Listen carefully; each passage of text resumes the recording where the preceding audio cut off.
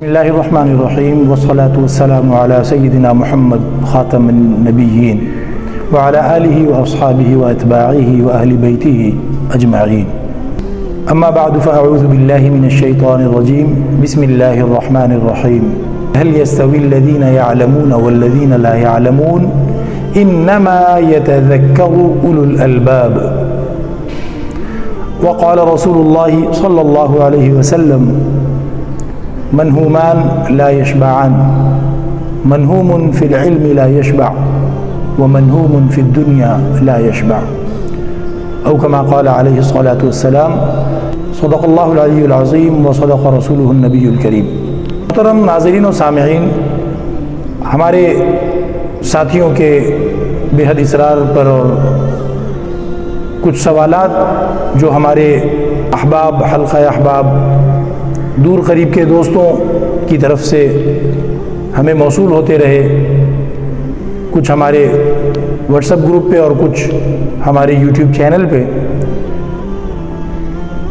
تو دوستوں کا اصرار رہا کہ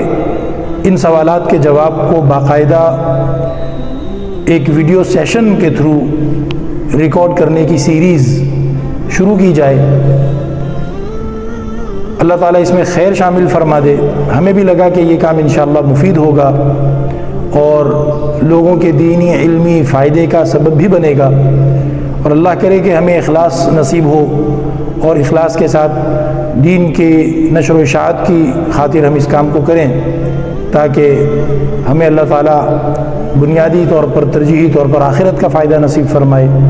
اور اللہ رب العزت دنیا کی خیر سے بھی ہمیں محروم نہ فرمائے۔ میں نے شروع میں ایک آیت پڑھی ہے،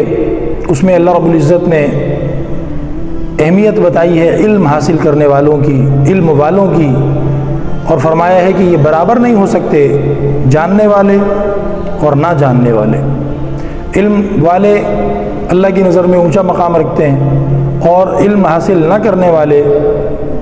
ان کی حیثیت دوسری ہے۔ اس کے علاوہ قرآن کریم میں ایک اور مقام پہ اللہ جل شانہ کا واضح ارشاد ہے کہ واللہ لا یستحیی من الحق۔ تیسری جگہ ارشاد ہے ان اللہ لا یستحیی ان یضرب مثلا ما بعوضۃ فما فوقها۔ ان آیتوں کا میسج یہ ہے کہ اللہ رب العزت حق بات کو بیان کرنے میں شرم کو روا نہیں رکھتے، لہذا دین کی بات کو سیکھنا اور دین کے معاملے میں، اسلام کے معاملے میں، انسان کے اپنے ذاتی عقیدے کے معاملے میں جو کرنے کے کام ہے پریکٹیکل لائف کے اندر، اس میں حلال و حرام کے، جائز ناجائز کے معاملے میں، دین کو معلوم کرنے میں، شریعت کے حکم کو جاننے میں اور جاننے کی کوشش کرنے میں، اس بارے میں پوچھنے اور سوال کرنے میں ہمیں شرم محسوس نہیں کرنی چاہیے۔ مناسب انداز سے، طلب کے جیسچر کے ساتھ کہ جی میں سمجھنا اور سیکھنا چاہتا ہوں، انسان ہر طرح کا سوال جو اس کے ذہن میں آتا ہے اس کو پوچھے اور دین کا علم حاصل کرنے کے لیے ٹال مٹول سے کام نہ لے۔ دین کا علم حاصل کرنے کے لیے یہ نہ سوچے کہ یہ تو بڑی شرم کی بات ہے، یہ والا لوگ کہیں گے آپ کو یہ مسئلہ بھی نہیں پتہ۔ اللہ رب العزت ہمیں دین سیکھنے کی تڑپ اور شوق نصیب فرمائے اور اس پر عمل کرنے کے لیے ہمیں قبول فرمائے، حوصلہ نصیب کرے۔ میں نے آپ کے سامنے جو حدیث پڑھی، اس حدیث میں نبی کریم صلی اللہ علیہ وآلہ وسلم نے ارشاد فرمایا ہے کہ دو لالچی لوگ ایسے ہیں، دو پیاسے لوگ ایسے ہیں، ان کی پیاس کبھی نہیں بجھتی، ان کی لالچ کبھی ختم نہیں ہوتی۔ ایک تو علم کا پیاسا، علم کے پیاسے کی لالچ ختم نہیں ہوگی، اس کی پیاس نہیں بجھے گی۔ اور دوسرا فرمایا کہ دنیا کا لالچی، دنیا کا پیاسا، دنیا کا جو حریص ہوتا ہے، اس کی گریڈینس، اس کی وہ لالچ کبھی ختم نہیں ہوتی۔ چنانچہ دوسری حدیث میں آتا ہے کہ سونے کی ایک پوری وادی، تمام پہاڑوں کے درمیان جو بڑی زمین ہوتی ہے،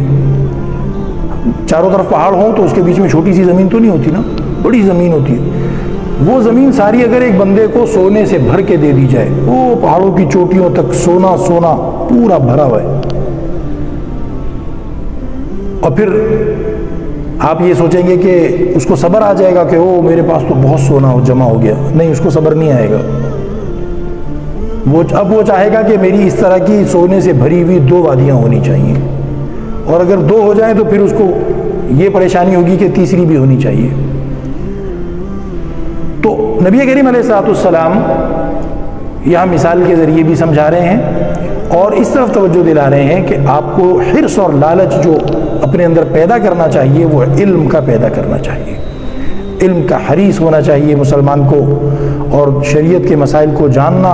انہیں سیکھنا، ان پر عمل کرنا، یہ اس کی جو ہے کوشش ہونی چاہیے۔ اگر ہمیں ایسا کوئی چینل، ایسا کوئی شخص، ایسی کوئی ترتیب میسر ہے کہ جس میں ہم شامل ہو کر علم حاصل کر سکتے ہیں تو ہمیں اس میں بھی غفلت نہیں کرنی چاہیے، بلکہ ہمیں تلاش کر کے ایسے مواقع تک، ایسی جگہوں تک پہنچنا چاہیے کہ جہاں ہم دین کا علم حاصل کر سکیں۔ تو یہ ہمارا اوپننگ اور ویلکمنگ ایپیسوڈ تھا۔ اللہ رب العزت سے دعا ہے اللہ تعالیٰ پوچھنے والوں کو بھی حق پر عمل کرنے، حق کو اختیار کرنے کی نیت سے پوچھنے کی توفیق عطا فرمائے، اور ہمیں بھی اللہ رب العزت